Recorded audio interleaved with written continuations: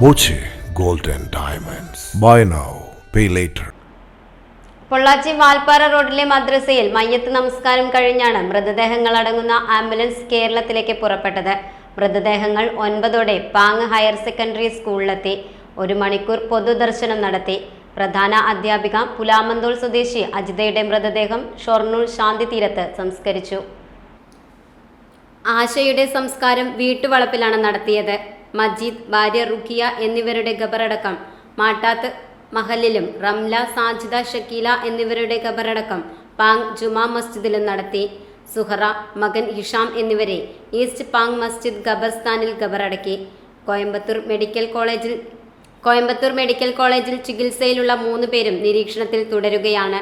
സാജിദയുടെ മകൻ Shahadeen, traveller driver Muhammad Fayis, school bus driver Noushad എന്നിവരാണ് ചികിത്സയിലുള്ളത്. ഇവരുടെ കാര്യത്തിൽ 48 മണിക്കൂറിന് ശേഷം തുടർ നടപടികളെടുക്കും. മലപ്പുറം DMO നിർദ്ദേശിച്ച പ്രകാരം തഹസിൽദാർ ഉൾപ്പെടെ 5 പേരുടെ മെഡിക്കൽ സംഘം കോയമ്പത്തൂർ മെഡിക്കൽ കോളേജ് ആശുപത്രിയിലെത്തിയിരുന്നു. പരിക്കേറ്റ 11-കാരി മസ്നിൻ കോട്ടക്കൽ ആശുപത്രിയിലും ചികിത്സയിലാണ്. ഇന്നലെ വൈകുന്നേരം 5:20-നാണ് വാൽപ്പാറയിൽ വാൻ 300 അടി താഴ്ചയിലേക്ക് മറിഞ്ഞത്. ചുരത്തിലെ 13-ാം ഹെയർപിൻ വളവിൽ വാൻ താഴേക്ക് പതിച്ചു.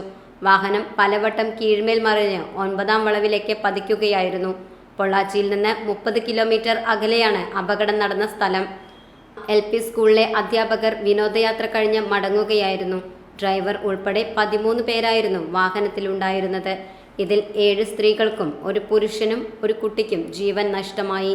പ്രധാന അധ്യാപിക അജിത, അധ്യാപികമാരായ റംല, സുഹ്റ, ആശ, മജീദ്, ഷക്കീല, സുഹ്റയുടെ മകൻ ഹിഷാം, മജീദിന്റെ ഭാര്യ റുഖിയ, പാചക തൊഴിലാളി സാജിദ എന്നിവരാണ് മരിച്ചത്.